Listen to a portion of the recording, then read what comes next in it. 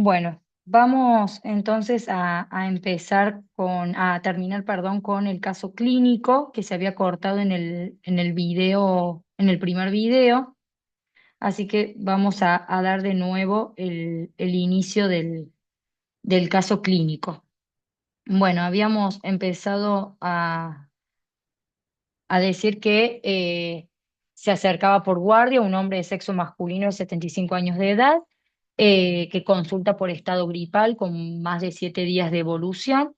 El paciente informa tener una disminución en la falta de aire y un malestar general con dolor precordial. Los antecedentes del paciente es una hipertensión con medicación. Se realiza la toma de la temperatura sin fiebre, toma de saturación que es baja. Se le solicita un electrocardiograma, en lo cual se puede observar en ese electro resultados anormales. El médico le solicita un laboratorio completo con gasometría arterial ampliado y marcadores cardíacos. También le solicita una TAC de tórax, ¿sí? A la auscultación, que no lo he colocado ahí, también ve distorsiones, ¿sí? En su parte cardiovascular. El laboratorio del 23 de marzo vamos a poder ver un hemograma normal, con ningún tipo de irregularidad, ¿sí? Una glucosa, bueno, de 148, que tiene que ver más que todo por que el paciente se acercó no en ayunas, ¿sí? Después vamos a poder observar una química clínica con ácido úrico, una proteína C reactiva alta, o sea que eso confirma quizás un cuadro viral que quizás el paciente estaba pasando.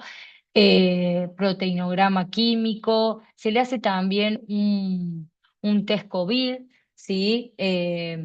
Más que todo aquí en el laboratorio en la cual se atendió el paciente, eh, se hacía lo que es la nucleocápside, ¿sí? Para ver si el paciente tuvo en algún momento COVID, había dado no reactivo, todo normal, digamos, dentro de lo que es la química clínica.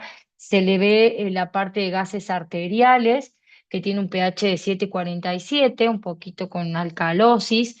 Eh, Se le realiza también que no lo coloqué, una radiografía de tórax, por esto de que se le observa una presión de oxígeno de 66%, eh, con una saturación del 95%. Entonces, para ver si no estaba con un proceso quizás de neumonía, pero veíamos que los blancos se encontraban en los valores de referencia, de los límites de los valores de referencia, pero se veía una disminución, ¿no? En la presión de oxígeno, como vemos así en el laboratorio. También se le solicita un péptido natriurético, ¿sí? Un ProBNP, con un aumento, ¿sí? De 4.416 de valor. Allí en los rangos de referencia se puede ver bien estratificado, ¿sí? Según los valores de los pacientes, si puede dar una insuficiencia cardíaca o no. También según la edad, ¿sí? Mayor a 75 años, de 300 a 1.800 es no determinante. Eh, pero si nos da mayor a 1.800 con un paciente mayor a 75 años, que este paciente estaría en el border de la edad, está con una elevada probabilidad y nos da 4.400, o sea, más del doble, ¿no?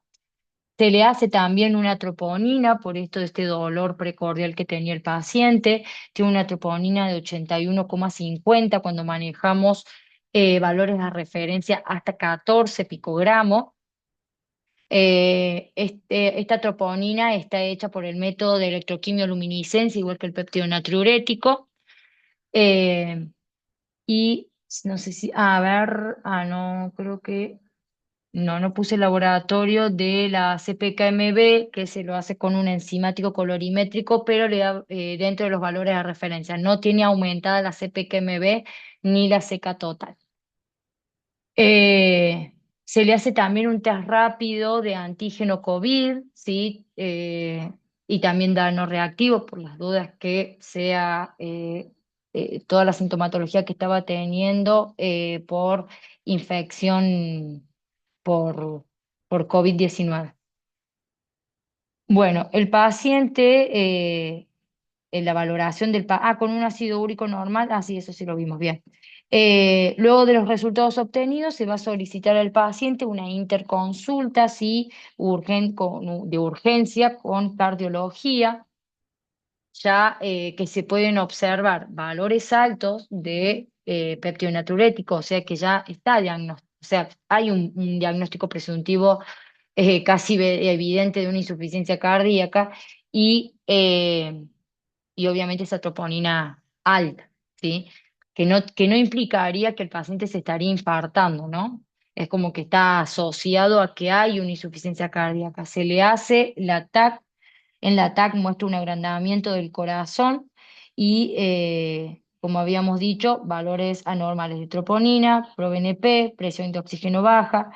Y bueno, se le informa el diagnóstico presuntivo de una insuficiencia cardíaca no controlada de años y también se le hace un diagnóstico presuntivo de Chagas, ¿sí? El paciente obviamente informa que no tiene Chagas, pero bueno, se le tiene que confirmar realmente que no sea porque eh, también la enfermedad de Chagas o la infección de Chagas tiene como consecuencia una insuficiencia cardíaca. Entonces se le solicita no solamente la interconsulta con el área de cardiología, sino también un control en los próximos 2 días. Se le otorga la medicación para insuficiencia cardíaca, se le da también diurético para reducir la carga volémica y aspirina como anticoagulante. A los 2 días se le vuelve a generar un nuevo laboratorio, ¿sí? Ya este laboratorio sería en ayunas, con una glucosa de 94, un ionograma que podemos observar con un potasio bajo de 3,1, una CPK de 196, está un poquito elevada, pero no es determinante, digamos, al diagnóstico del paciente. Una CPKMB de 17, todo lo que sería el perfil lipídico se le genera y está dentro de los valores normales, o sea que su insuficiencia cardíaca estaría descartada por un ateroma, ¿sí? Eh, lo que es glucosa, el nivel de glucosa sería hemoglobina glicosilada, están dentro de los valores normales, la coagulación por el tema de trombos, que se le mide dímero D, está dentro de los valores de referencia, se le gestiona Chagas por electroquimioluminiscencia y le da no reactivo. Después se le hace también una orina completa, ¿sí? Con ningún tipo de relevancia, una insulina y un PSA total, ¿sí? Un antígeno prostático también dentro de los valores de referencia. Se le vuelve a solicitar lo que es el péptido natriurético, ¿sí? En la cual podemos observar que disminuyó a la mitad, o sea, en 1431 es muy importante la baja que tiene del péptido natriurético porque implica una, una adhesión al tratamiento, ¿sí? Entonces, se puede verificar que el paciente no estaba tratado correctamente por su insuficiencia cardíaca y que a los pocos días, a los 2 días que estuvo con la adhesión al tratamiento correspondiente, el péptido natriurético disminuyó más de la mitad, más del 50%. Con una troponina igualmente de 111, esa troponina que viene en aumento, ¿sí? Es como que igualmente... eh, la troponina en insuficiencia cardíaca también habla del pronóstico real del paciente. También se le hace la coagulación y está dentro de los valores de referencia. Entonces, lo que ve el médico es obviamente esta baja de potasio, ¿sí? Esta troponina en aumento, el Chagas que queda descartado, ¿sí? Que hay una mejoría en el proBNP, entonces claramente tiene una insuficiencia cardíaca crónica, ¿sí? Por también estas imágenes que están correlacionadas con el laboratorio. Se le otorga carga de potasio por vía oral y se espera el diagnóstico definitivo de cardiología. El paciente tiene la interconsulta con cardiología, en lo cual se le va a realizar una ecodoppler más una espirometría eh, se le informa el diagnóstico de una insuficiencia cardíaca crónica por estenosis aórtica grave. La estenosis aórtica ocurre principalmente debido a la acumulación de depósitos de calcio en la cual hacen estrechar la válvula y hace que obviamente la aorta en este caso, que es la válvula que estaba en juego, disminuye su funcionamiento. Entonces se aconseja cambio de válvula aórtica, o sea, una cirugía cardíaca de alto grado, una por la edad avanzada del paciente y por la baja funcionalidad de la aorta. Se le vuelve a hacer otro laboratorio el día 8 del 4. Allí podemos observar valores normales, lo que es todo el hemograma, recuento de plaquetas, una glucosa de 110. Eh, Tenemos ya una troponina disminuida, se ve que tiene esto, ¿no? La insuficiencia cardíaca de ir disminuyendo, por eso la troponina en la insuficiencia cardíaca tiene estas variaciones, ¿sí? Según, digamos, cómo va procediendo, digamos, la enfermedad. Después tenemos todo lo que es hepatograma, creatinina, todo lo que es química clínica dentro de los valores de referencia, con una CP de KMB que va en aumento, ¿sí? Eh, Teníamos una CPK más baja y ahora ya casi llegando al límite de referencia, ¿sí? Los gases arteriales, bueno, ya vemos que la proteína C reactiva ha bajado, o sea que ya ha pasado ese proceso de estado gripal del paciente los gases arteriales sigue con una presión de oxígeno baja, pero bueno, tiene que ver con lo mismo de su insuficiencia cardíaca y con una saturación de oxígeno mucho menor, con un punto menos abajo, digamos, de la que tenía. El ProBNP, un valor de 2.651, quizás allí en ese tiempo hubo un cambio en la medicación. eh, Quizás con esto de el tratamiento con potasio ha habido algún tipo de variación que no había podido mantener ese 1.400 que estaba dando en el laboratorio los 2 días posterior a la interconsulta. Después de este laboratorio, comienza entonces con la preparación para la cirugía cardíaca, se prepara con los prequirúrgicos, no los coloqué, pero están ok. Se solicita el control nutricional para bajar de peso, para prepararlo para la cirugía correspondiente, preparación respiratoria con kinesiología para posoperatorio y valoración quirúrgica. El paciente es operado el 15 de noviembre. eh, el 15 de noviembre, una cirugía compleja con compromiso aórtico grave. Se finaliza la cirugía con éxito y se procede a la espera con cautela al posoperatorio, en lo cual el paciente fallece el día 16 de noviembre a causa, digamos, de la no estabilización de su válvula nueva. Como conclusión del caso, la importancia de los biomarcadores no solo en los infartos agudos de miocardio, sino también en el seguimiento de una insuficiencia cardíaca crónica.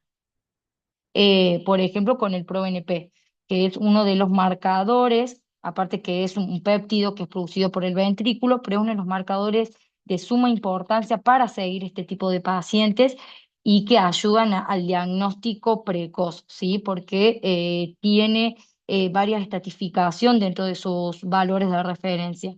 Y obviamente para controlar la terapéutica del paciente y como podemos observar, cómo disminuye cuando el paciente adhesiona a la terapia con fármacos, ¿sí?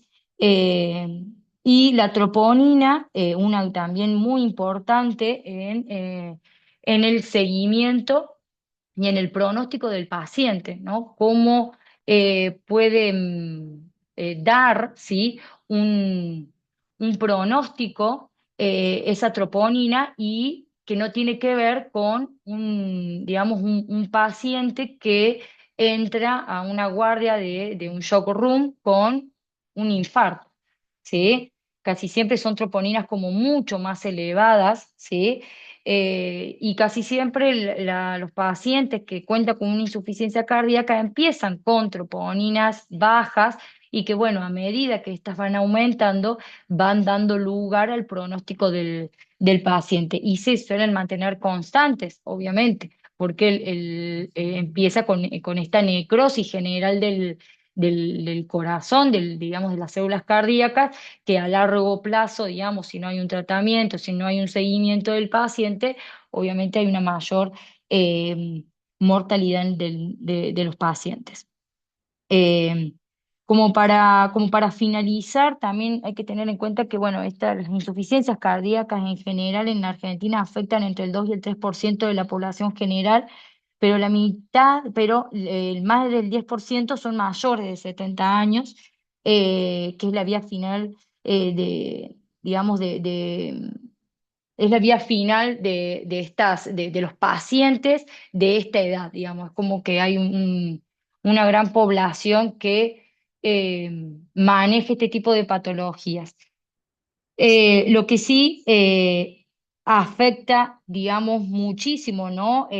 A los pacientes que no llegan a un seguimiento y lo importante de estos biomarcadores, tanto como la troponina, el ProBNP, que también es un biomarcador, para digamos, morbimortalidad que tienen estos pacientes. ¿Sí? Entonces, que cada vez, a medida que la persona aumenta en edad, aumenta. Y obviamente las hospitalizaciones y demás aumentan cuando no se llega, digamos, a un control, digamos, correcto. Por eso es importante implementar este tipo de dosajes en estos pacientes cuando vemos que, bueno, son hipertensos, hacerle quizás, digamos, no mensual, pero cuando el paciente recurre a un consultorio externo, quizás hacerle un dosaje y podemos quizás anticiparnos a- al diagnóstico mucho antes y poderlo tratar y que obviamente extenderle, digamos, la vida en ese sentido, ¿no? Eh, bueno, eso sería en general y bueno, también se registra que se confirma el uso casi universal, digamos, del ecocardiograma en la variación, ¿no? de los pacientes con insuficiencia cardíaca y solo un tercio de los casos se emplean, por ejemplo, el BNP. ¿Sí? O sea, en muy pocos lugares se utiliza el BNP como un marcador cardíaco. O sea, casi siempre es el electrocardiograma porque obviamente un ProBNP también es de alto costo, lleva que tengas una aparatología condiciente con el dosaje del mismo eh, o lo más económico son los POCT quizás, pero no, digamos, si tienes tropo, no tenés ProBNP o tenés CPKMB y no tenés tropo. eh, y bueno, tiene que ver también con esa realidad de salud pública que en algunos sitios no, no están como, bueno, hay que hacer este tipo de dosaje a pacientes mayores de los 70 años porque hay muchas más posibilidades que una persona de esa edad tenga una insuficiencia cardíaca, ¿sí? Y bueno, y para finalizar, en cuanto a la troponina, bueno, que nos permite valorar cuánto propenso está el paciente a la descompensación, que la mayoría con insuficiencia cardíaca cuenta con troponinas mayores a los valores de referencia y que puede tener variaciones en el transcurso de la enfermedad y que su aumento está relacionado a la sobrevida del paciente. Y que, bueno, no es solamente para insuficiencia, perdón, para un infarto agudo de miocardio, o sea, también ayuda al pronóstico de las insuficiencias cardíacas.